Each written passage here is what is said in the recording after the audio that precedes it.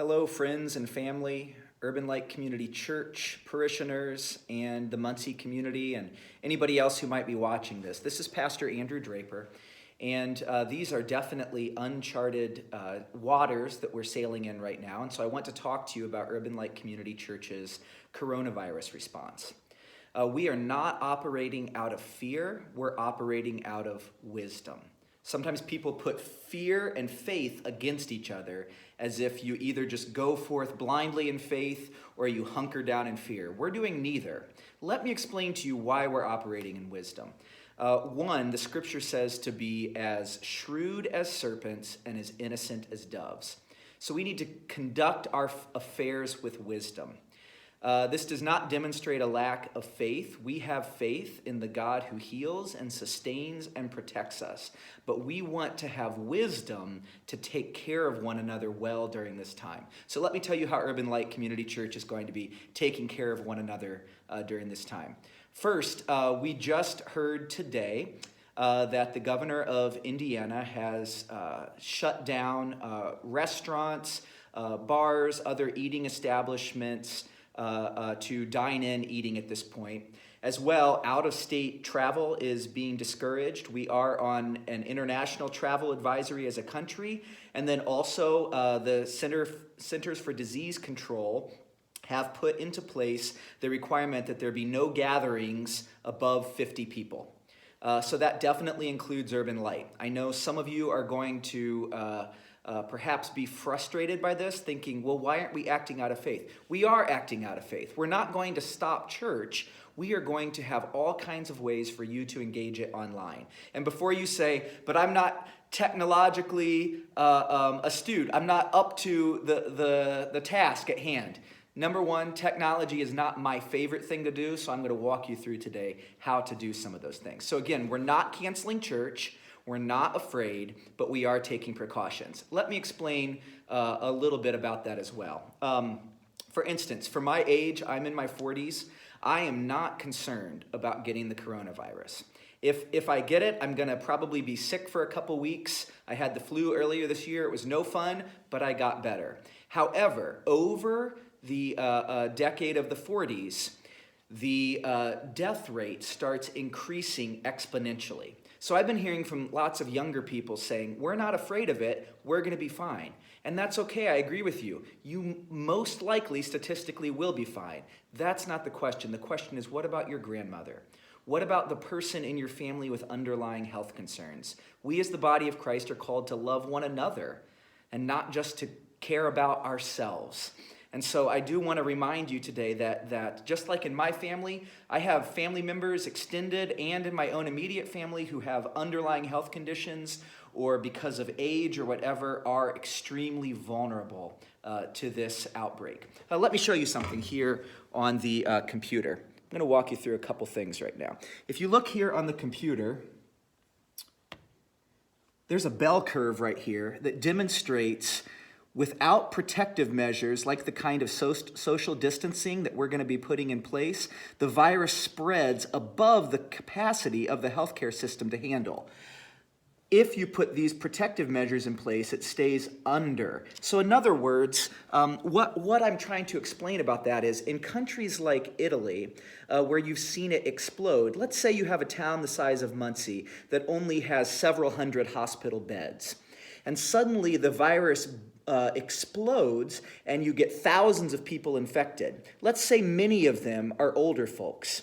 Well, then what happens is hospitals then have to decide, who do we treat and who do we not treat, which means they're making life and death kind of decisions because younger, healthier people are still out and about doing their thing. So it's not about you right now, it's that younger people can be asymptomatic carriers, which means that you can get the virus and maybe not even get sick, but carry it to somebody else who's especially vulnerable. So we need to be careful about that. So toward that end, let me show you the things that we're going to be doing as a church. Number one, yesterday was the 15th of March, so this next Sunday will be the 22nd of March.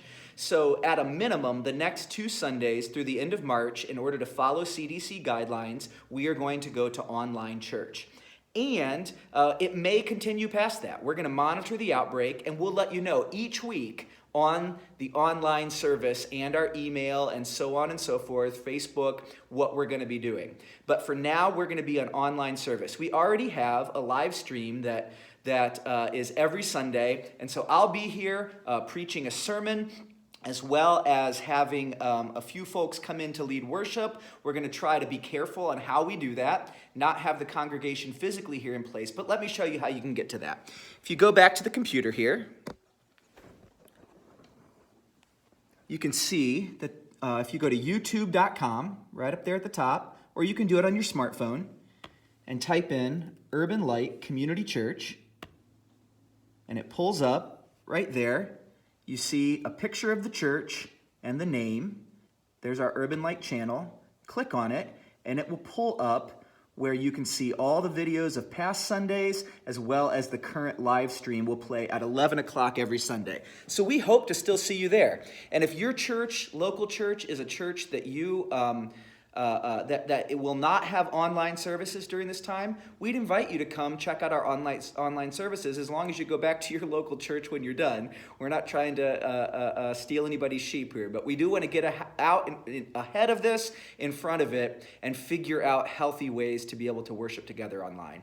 And we know that as climate change and other things continue on, that there will be possibly other times where we have to respond to global pandemics, or we have to respond to natural disasters, or whatever the case might be. So we want to be ready as a church to still get you involved in the life of the community fully. So number one, every Sunday at 11, you can join us online, even after this pandemic is done, which it's going to be done. And someday when it's done, hopefully sooner than later, you will still be able to do live stream every Sunday. So that's number one, online service. Number two, all of our Bible studies will be going to online, the Zoom platform for meetings.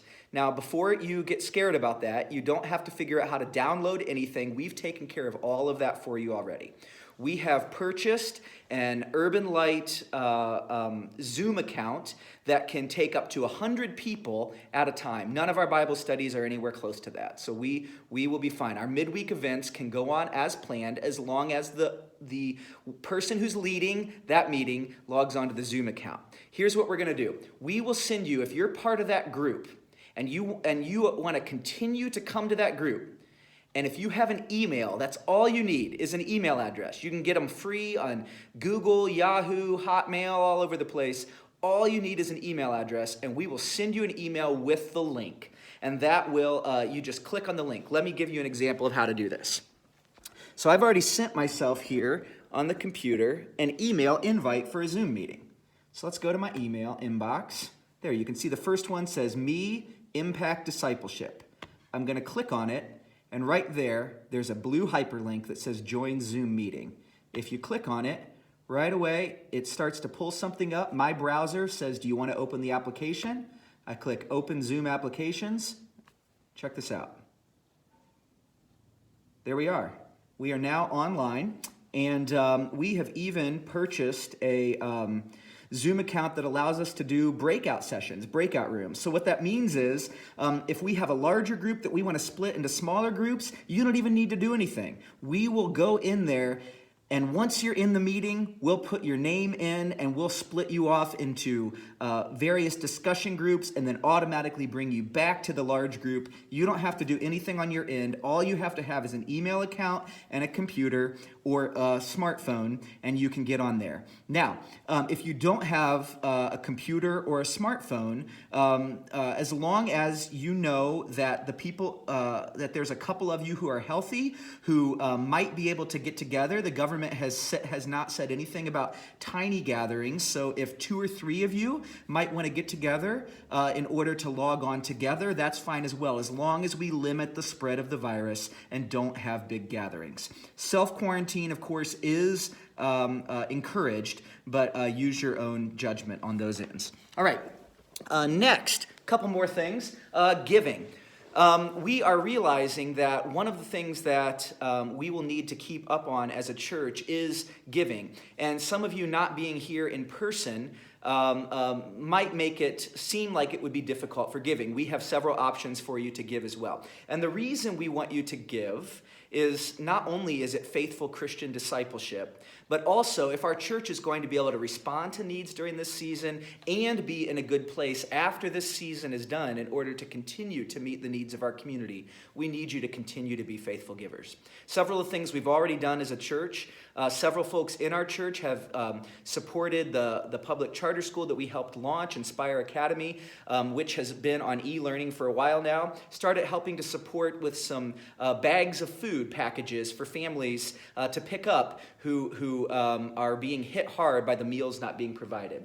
Several things I'd encourage you to do as a church community. If you know people who are in their homes and may have trouble getting out, or which none of us should really be out right now, but if you know people who are really at risk, we would ask you to send a text message, send an email, call somebody on the phone, send them a letter, check on them. For instance, we have folks who are in assisted living facilities that are on quarantine and lockdown, the hospital. We as pastors cannot get in to see you right now.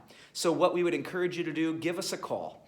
I'm gonna give you my cell phone number at 765-212-5333. What I'd encourage you to do first is I often don't answer my cell phone because I'm in meetings or I'm studying or working or getting something done. So if you want to meet with me, send me a text.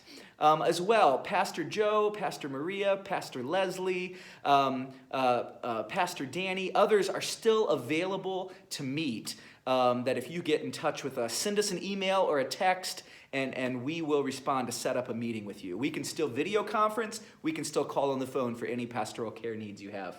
Also, weekly, I'm going to be doing a video like this for right now to just let you know what's going on and to help you understand how we are together doing this. Because we're getting out ahead of this, right? This is already coming in society, and so Urban Light is going to be well positioned to continue to meet your needs. We also realize that there may be people out of work. So check on your neighbors. We do have a social service ministry here at the church where we don't provide handouts, but we do have connections to different social service resources that if you contact Pastor Maria, she can help you find out what resources are available.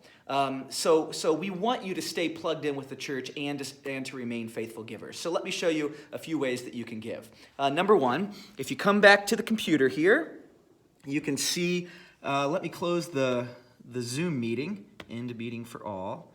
I'm going to go to the Urban Light website now, so urbanlightmuncie.com.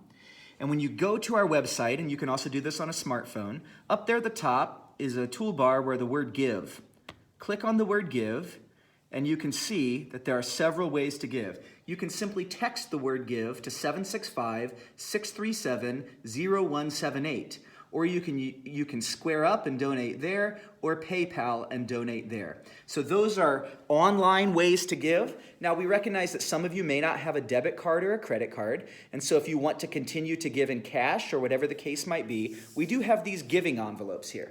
Let me put one over. We handed them out last Sunday, but they have our name and address on them, as well as on the other side is your name, address, information, and if you want to put check or cash into the envelope, or you can write your credit card number or whatever the case might be. If you want to know how to get one of these, Urban Light Community Church, which is located at 1400 South Madison, out in front of our church off of Madison Street, there's a little playground area, and out there is a mailbox. I've put a pile of these in the mailbox. If you want to swing by and grab one, you can mail it back in. Or if you don't have one of these envelopes, you can drop your giving off into the mailbox. So we do want to continue to support the needs of the church as we continue to support the needs of the community and continue the ministry of reconciliation that we're involved in.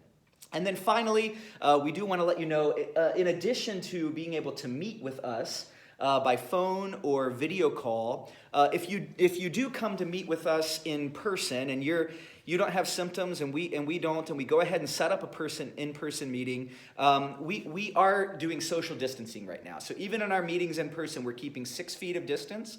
We are sanitizing our hands. We are washing our hands regularly, and we are using Clorox wipes on our desks before we get started, and we're not touching our faces. Like, for instance, I can't even comb my beard, which is difficult, right? So we're not going to be touching our faces. We are doing everything we can. And again, it's not because we're afraid. It's not because I'm afraid of getting sick. It's because I want to protect those around me, especially those who are vulnerable. And we also want to be in line with the laws of our country. I mean, the CDC and the World Health Organization and such, they exist for a reason. There are experts there, epidemiologists, people who study the spread of viruses, and medical doctors who understand what things we need to do to curb this virus. So again, we are using wisdom, not fear, and we are continuing to move forward. We love you. This too shall pass. This ministry of reconciliation is going to continue. There's no reason to be afraid. Use wisdom, and if you need to, get a hold of us. You can call the church at 765-747-1055. You can email office@urbanlightmuncie.com. You can be on Facebook and keep up with our updates. But either way, we are here for you, we love you, and we look forward to continuing ministry together with you. God bless.